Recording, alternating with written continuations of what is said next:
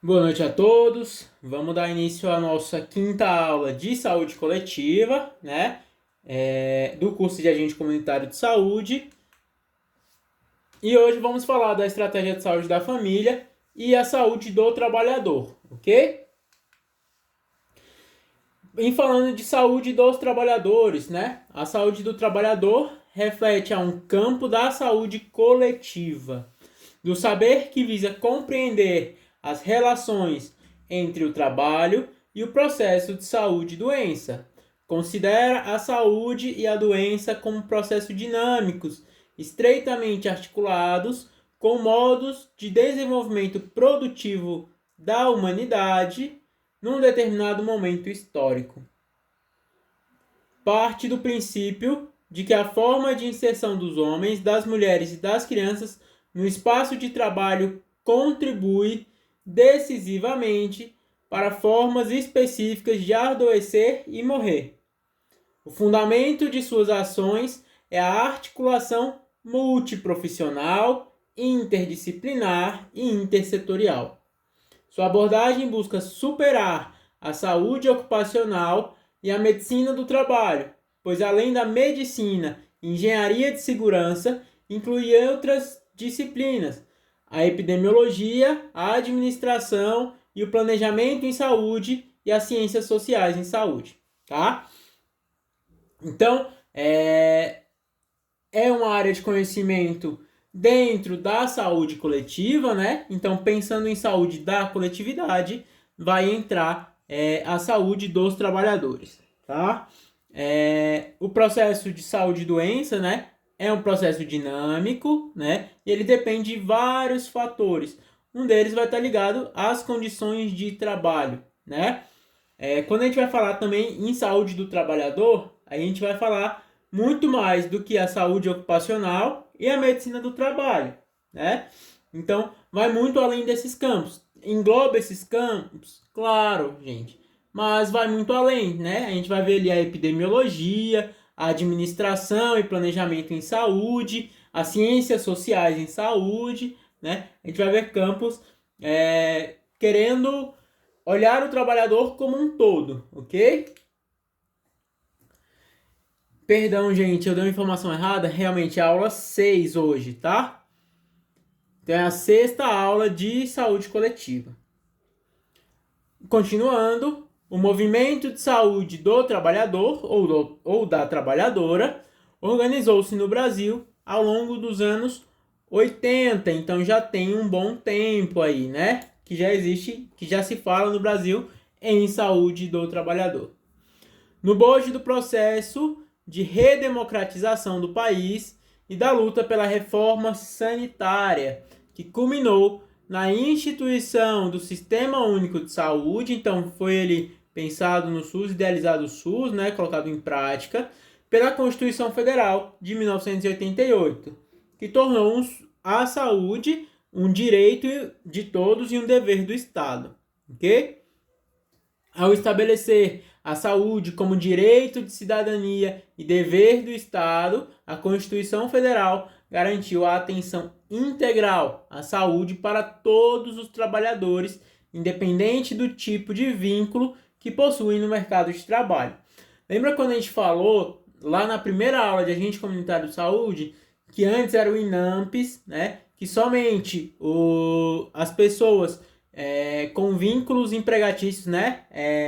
Com carteira assinada no dito popular, que poderiam ter acesso ali a essa saúde no INAMPS, né? Agora, com a Constituição Federal, todos os trabalhadores, né, podem ter acesso ao sistema de saúde, ok? Além disso, apenas os trabalhadores com contratos regidos pela Consolidação das Leis de Trabalho, na CLT, ou seja, com carteira de trabalho assinada, têm direito à assistência médica e à previdência social, né? Foi o que eu falei na parte do INAMPS.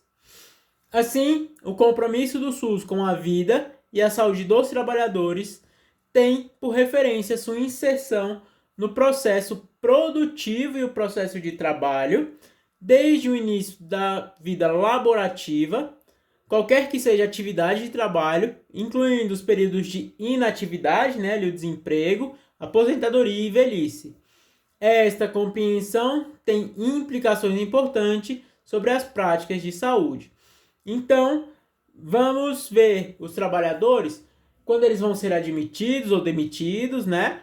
Vamos ver até mesmo nas horas que eles não puderem trabalhar, né? Na época do desemprego, na aposentadoria e na velhice, ok?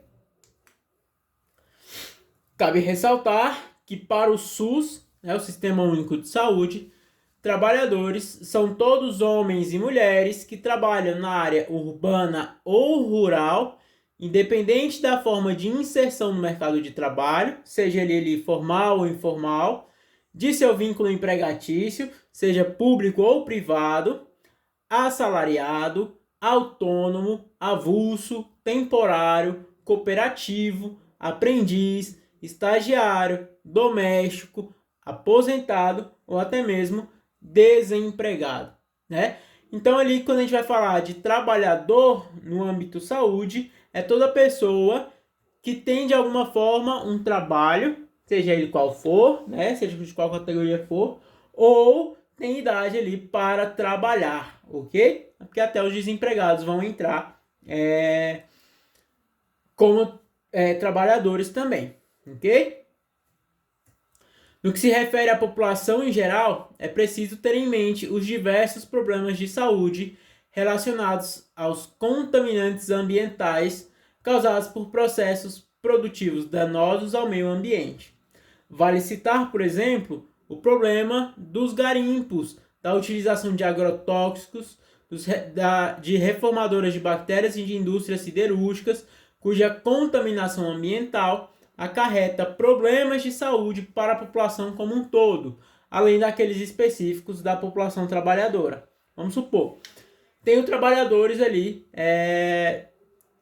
em fábricas, né? Então a fábrica ela vai poluir o meio ambiente e no final vai poluir, pode levar doenças para toda a população. Mas pensem naquelas pessoas que trabalham antes mesmo daquilo ali virar um resíduo, né? Virar um resíduo sólido ali antes de ser despejado. Aquela pessoa que tem um contato, ela tem um risco ainda maior de ter uma doença relacionada àquele resíduo, tá? Então, é nisso que a saúde do trabalhador pensa também. No Brasil, o sistema público de saúde vem atendendo os trabalhadores ao longo de toda a sua existência. Porém, uma prática diferenciada do setor, que considere os impactos do trabalho sobre o processo de saúde e doença, surgiu apenas no decorrer dos anos 80, passando a ser a ação do Sistema Único de Saúde, quando a Constituição Brasileira, a de 1988, na seção que regula o direito à saúde, incluindo o artigo 200, né? O artigo 200 vai falar o seguinte: ao Sistema Único de Saúde compete, além de outras atribuições, nos termos da lei, executar as ações de vigilância sanitária e epidemiológica, bem como as de saúde do trabalhador. Opa! Então, cuidar da saúde do trabalhador, gente, tá na Constituição, é um direito de todo cidadão, né? E é um dever do SUS, ok? A Lei Orgânica de Saúde, que é a Lei 8080, né, de 1990, que regulamentou o SUS e suas competências no campo da no campo da saúde do trabalhador, considerou o trabalho como um importante fator determinante, né, ou condicionante de saúde. Então, a profissão, né, o trabalho que a pessoa exerce, ela vai determinar qual vai ser a saúde da pessoa, ou ele vai impor condições para que tenha uma boa saúde ou uma má saúde, ok? O artigo 6, né, da Lei Orgânica de Saúde determina que a realização de ações de saúde do trabalhador sigam os princípios gerais do SUS e recomenda especificamente, né, a assistência ao trabalhador vítima de acidente do trabalho ou portador de doença profissional ou do trabalho. Então, aquela pessoa que se acidentou no trabalho, que desenvolveu uma doença relacionada ali com o trabalho que ela fazia, né? ou do trabalho ou mesmo da profissão tem que ser cuidada com outros olhos, né? Com cuidado um pouco maior. A realização de estudos, pesquisas, a avaliação e o controle dos riscos e agravos existentes no processo do trabalho. Então a gente tem que estudar ali o que pode gerar um risco, né, ou um agravo ali à saúde dos trabalhadores dentro daquela profissão, né, dentro daquele serviço que ele desenvolve, para a gente conseguir evitar, ok? A informação ao trabalhador, sindicatos e empresas sobre riscos de acidentes, assim resultados de fiscalizações, avaliações ambientais, exames admissionais, periódicos e demissionais, respeitada a ética. Então eu vou passar para os órgãos regulamentadores ali das profissões também quais são os principais riscos evidenciados, né? Que na minha experiência ali com os exames admissionais, demissionais, eu percebi que tem levado, que aquela profissão causa às pessoas que se dedicam a ela, né? Então isso é importante também observar. Neste mesmo artigo, a saúde do trabalhador encontra-se definida como um conjunto de atividades que se destina, através de ações de vigilância epidemiológica e sanitária, à promoção e proteção da saúde dos trabalhadores, assim como visa a recuperação e reabilitação da saúde dos trabalhadores submetidos aos riscos e agravos advindos das condições de trabalho. Então vamos ali ter uma classificação dos riscos, né? A gente falou de risco, que existem riscos, mas como é que se classifica esses riscos, né? A gente vai ali classificar em riscos físicos, radiações ionizantes ou não ionizantes, riscos químicos, riscos químicos, riscos mecânicos, riscos biológicos e psicossociais. Vamos lá. Nos riscos físicos, eu vou ter como exemplo ali os ruídos, né? As temperaturas extremas e a iluminação. A radiação ionizante, eu vou ter o ultravioleta, o infravermelho, o raio-x, né? Entre outros. Os químicos são as substâncias químicas que podem estar presentes no ambiente de trabalho, né? Como forma de poeira, fumos, névoas, neblinas, gases, vapores, né? Um exemplo ali são os agrotóxicos, né? Os riscos mecânicos são máquinas com partes móveis não protegidas, calandras e cilindros, guilhotinas, prensas, né? O uso de instrumentos cortantes ou perfurantes, ok? Temos os riscos biológicos, que são os micro-organismos, tá? Sejam eles bactérias, fungos, protozoários, vírus, ou alguns animais peçonhentos, né? Como cobras, escorpiões, aranhas. Então vamos supor, onde eu encontro esses riscos biológicos com animais peçonhentos? Quem trabalha no campo vai ter mais contato, né? Ou quem trabalha com estudos sobre essas classificações, os biólogos, vamos supor, eles têm esse risco, tá? Temos os riscos psicossociais, né? Que são as jornadas de trabalho longa, os esforços físicos exagerados, com posturas forçadas, né? O carregamento de peso, né? Um ritmo acelerado, um trabalho repetitivo ou monótono, né? Um trabalho em turnos noturnos, né?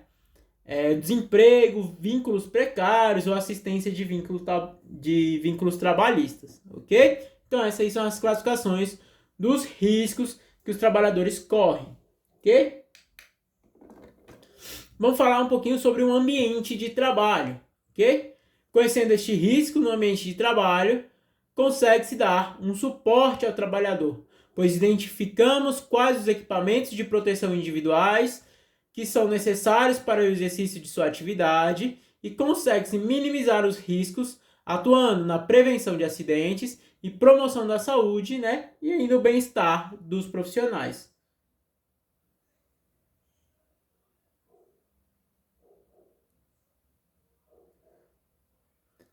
Identificou-se como as principais complicações devido ao risco dos trabalhadores, as doenças de vias aéreas, ok?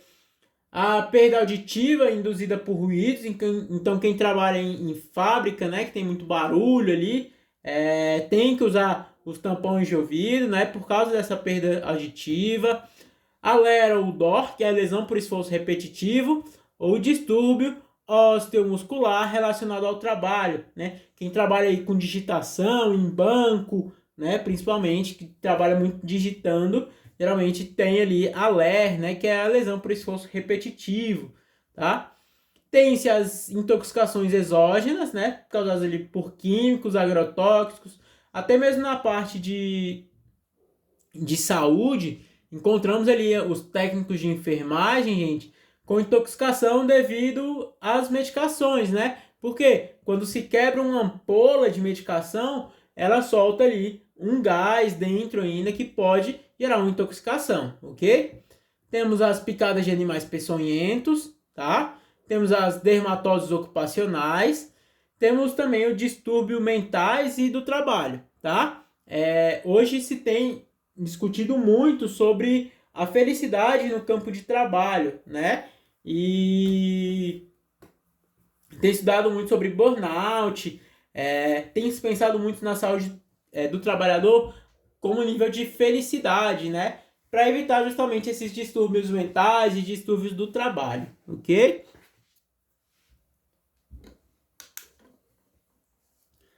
Temos o processo do adoecimento agora, vamos ter o trabalho como causa necessária, vamos supor uma intoxicação por chumbo, um silicone, asbestose, né? Temos o trabalho como um fator contributivo para o adoecimento, mas não é necessário, né? Vamos supor uma doença coronariana, doença do aparelho locomotor, um câncer, né? Varizes dos membros inferiores, né? E o trabalho como provocador de distúrbio latente ou agravador de doenças já estabelecidas, né? Então, uma bronquite crônica, uma dermatite de contágio alérgica, asma, doenças mentais, ok? Então, esse é o processo do adoecimento. Em se falando de acidentes de trabalho, né? Acidente de trabalho refere-se a todos os acidentes que ocorrem no exercício da atividade laboral ou no percurso de casa para o trabalho e vice-versa. Hoje, não se considera mais, aí vira algo muito interpretativo, tá? De acidente de trabalho na locomoção. Vamos supor, estou saindo da minha casa, sofri um acidente, vamos supor, estava indo para o trabalho, tomei uma queda na garagem entrando no carro. Já não pode ser já não considerado acidente de trabalho mais, tá? A gente teve essa mudança na lei aí, bem recente. Podendo o trabalhador estar inserido no mercado formal, como no informal de trabalho, tá? Então existem acidentes de trabalho no trabalho informal também. Considera-se ainda como acidente de trabalho aqueles que, embora não tenham sido causa única, tenham contribuído diretamente pela ocorrência do agravo, né? São eventos agudos, podendo ocasionar morte ou lesão. Esta pode levar à redução temporária ou permanente da capacidade para o trabalho, né? Arranjo físico inadequado do espaço de trabalho, falta de proteção em máquinas perigosas, ferramentas defeituosas, possibilidade de incêndio, explosão, esforço físico intenso, levantamento manual de peso, posturas e posições inadequadas, pressão da chefia por produtividade, ritmo acelerado na realização de tarefas, repetitividade do movimento, extensas jornadas de trabalho com frequente realização de horas extras ali, pausas inexistentes, trabalho noturno ou em 2 turnos, né? Presença de animais peçonhentos, presença de substâncias tóxicas no ambiente, estão entre os fatores mais frequentemente envolvidos na gênese de acidentes de trabalho, ok? Então, esses aí são as principais causas dos acidentes de trabalho, ok? E vamos ter ali, trouxe 2 classificações para vocês, que são os acidentes fatais, né? Que devem gerar ali uma notificação, ok? Para o Ministério do Trabalho. e uma investigação imediata.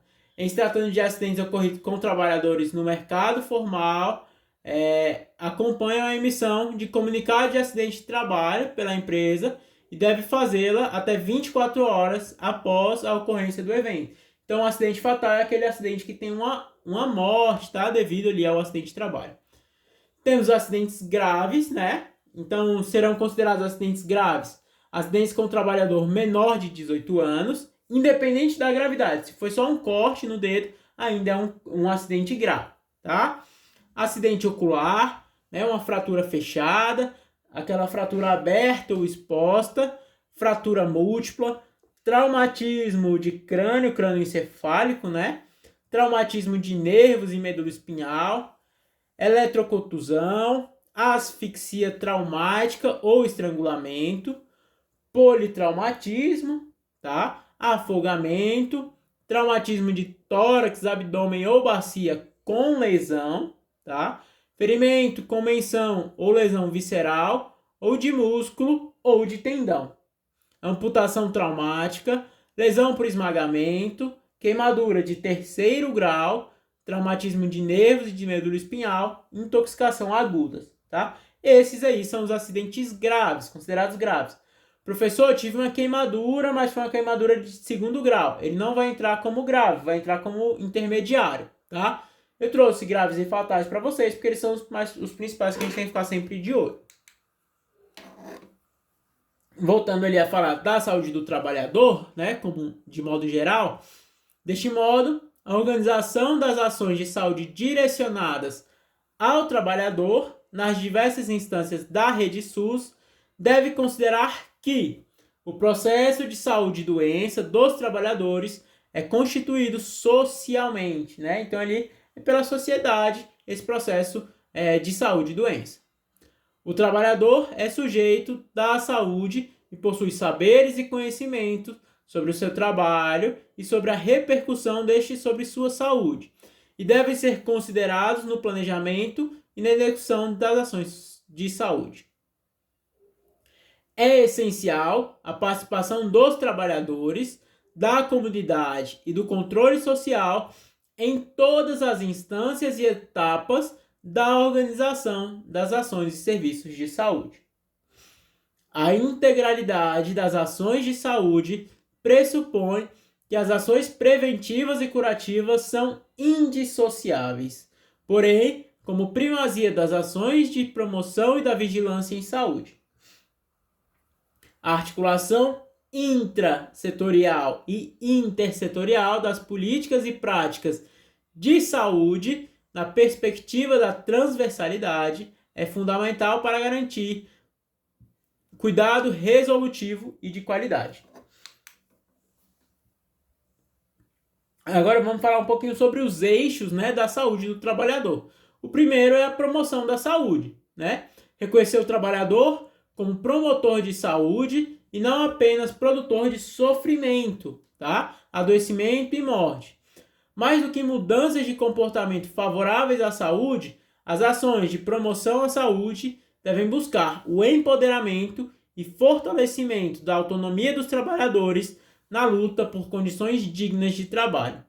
A articulação de políticas e práticas intersetoriais devem ser estimuladas, especialmente aquelas com potencial para promover o controle e intervenção sobre os determinantes de saúde e a participação nos processos regulatórios e na produção conjunta de normas protetivas, né, entre outros.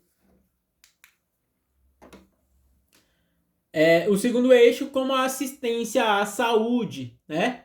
Começa pela identificação do usuário enquanto trabalhador, considerando sua inserção laboral atual e pregressa, para que se estabeleça as relações entre o trabalho e o processo de saúde e doença, né? Então eu quero linkar ali, se tem se o trabalho, né, tá acabando interferindo nesse processo de adoecimento, né? Está atrapalhando o processo de saúde e doença. E se faça o diagnóstico correto e se define o plano terapêutico adequado, incluindo reabilitação física e psicossociais. Também deve incluir a orientação do trabalhador sobre as medidas de prevenção e direitos trabalhistas e previdenciários, a notificação dos agravos relacionados ao trabalho e, se necessário, acionamentos dos setores de vigilância em saúde. Temos o VISAT, né? É um dos componentes da vigilância em saúde e abrange a vigilância epidemiológica dos agravos, seria os acidentes, intoxicações, entre outros, e doenças relacionadas ao trabalho e a vigilância dos ambientes e processos de trabalho, né? Então é importante ver também como são as condições de trabalho, como é o ambiente de trabalho, se ele não gera um adoecimento ali, como é o processo do trabalho, né? Para a diminuição dos riscos, né, para o trabalhador, né, para o trabalhador ter os riscos diminuídos, existe o Programa Nacional da Saúde do Trabalhador, que tem como objetivo, o primeiro, fortalecer a vigilância em saúde do trabalho e integrá-la aos demais componentes da vigilância em saúde. Promover a saúde e ambientes e processos de trabalho saudáveis. Ampliar o entendimento da saúde do trabalhador como ação transversal, identificando a relação saúde-trabalho em todos os pontos da rede de atenção. Incluir nas análises de situação de saúde e nas ações de promoção da saúde a categoria trabalho. Então, quando a gente for discutir promoção de saúde, prevenção de doenças, precisamos também englobar a área, né, o assunto trabalho, porque ele vai ser um condicionante ali no processo de saúde e doença. Tá? Identificar as situações do trabalho dos usuários nas ações e serviços de saúde e considerar o trabalho das pessoas e suas consequências nas intervenções em saúde. Agora, para ter estratégia, né, de implementar, a gente viu ali, então, que eu quero diminuir os riscos, né? Então, como implementar? Utilizar os princípios estratégicos de implementação. Análise do perfil produtivo e das situações de saúde do trabalhador, né? Estruturação da rede nacional de atenção integral à saúde do trabalhador no contexto da rede de atenção à saúde, né?